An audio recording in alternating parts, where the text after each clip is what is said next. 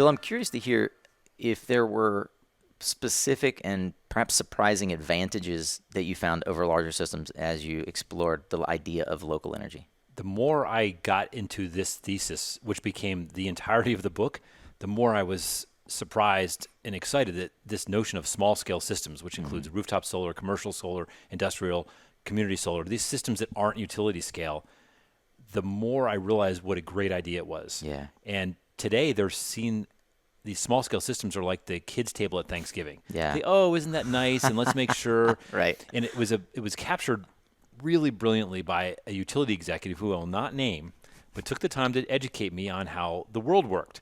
He said, I'm all for environmentalists, Bill, and if these people want to put solar on the roof and it makes them feel good, then we're happy to have some people do that. But the truth is, I'm a dollars and cents kind of guy, and you put a pencil to it, and it's always going to be cheaper to build these large-scale systems. And so in Chapter 3, I really explore all the benefits of local energy, starting with this cost theory. Even people that put up residential solar will look at you without thinking twice and saying, well, of course, it's cheaper to put up utility scale. But it isn't. Yeah. It's not even close.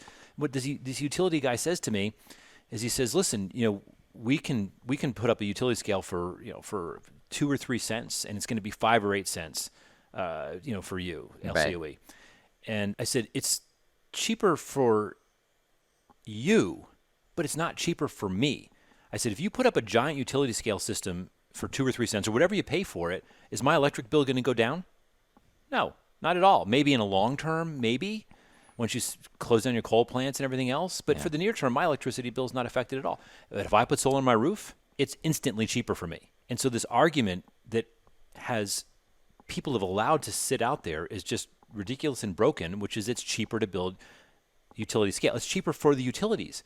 And that gets me back to this whole notion of why local energy is so important, because even the mindset of the advocates for small scale solar continues to be stuck in the large scale mentality. What's good for utilities? Well, it's going to save the utility money to do it, so that's got to be the right answer.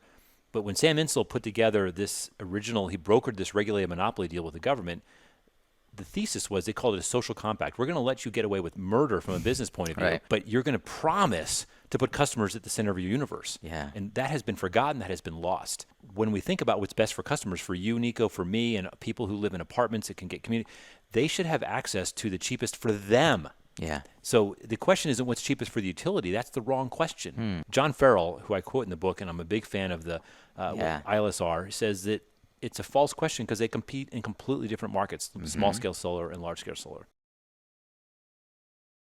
So then if you dig in on small-scale solar, local energy as I call it, which also includes batteries, people ask me, how come I don't just use the industry term like DER or distributed generation or behind the meter?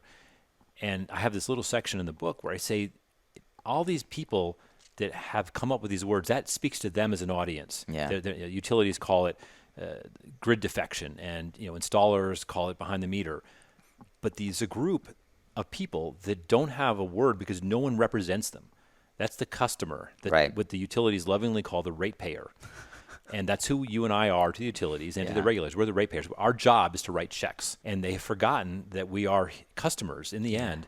And so when you start to think about who's ultimately benefiting from this, it is the customer. It's you and me, and they need a word. And I gave them that word, local energy. And the great thing about local energy is that it's so much more than just another way to generate solar. Yeah. Comparing it on a price-to-price basis, even with my previous argument, it still misses the point. Yeah. If I build solar on my roof or on my office complex and I add batteries to it, I'm getting a degree of resiliency that cannot be matched. In many cases, in more and more cases, it's the least expensive way I can generate electricity for my office or my home. One thing I love about it is that in many cases, and I think frankly going forward more and more cases, that when someone comes on my roof or your office roof to build that solar, there's a very good chance they live in your community. And the money that I pay as labor will go towards them paying taxes, which is going to be my police force and my school and my parks. Right. That money stays in the community. There's some studies that say that up to 25% of the money we're doing rooftop or commercial solar stays within the community. Yeah. But if I put a 50 megawatt solar plant out in some deep desert or rural part of the state or the country, that's some of that money's going to be there, but in many cases, people are driving in and staying on site to build Flying it. in. Yeah. Yeah. And so I think that, and then when you have that community centered, I think of it farm to table for electrons. Oh my goodness, that's great. And so when you have that community centricity, all of a sudden you have a tool to address energy equity that doesn't require massive politics and legislation and arguments among advocates. You just say, I'm going to find a way to help you finance community solar access or rooftop solar access. And because in the end, your electric bills are going to go down, but you go to people, low-income areas in a community, and you say, we're going to help you finance this. The government could do it. There's tons of startups and advocacy groups.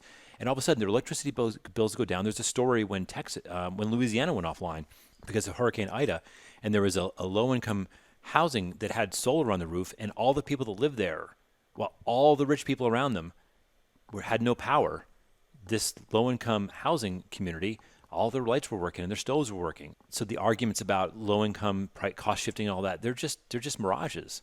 Yeah. They're problems to be solved, but they're not intractable things that should stop us from installing local-scale solar and batteries as fast as we can. The benefits, I have 18 benefits listed in the book, and so it's I think people need to get their head around that it is different than utility scale, but if you take a second look, the benefits of local energy almost immediately start to outweigh, not to mention it's cheaper, but just the other secondary benefits outweigh the traditional thinking that big is always better.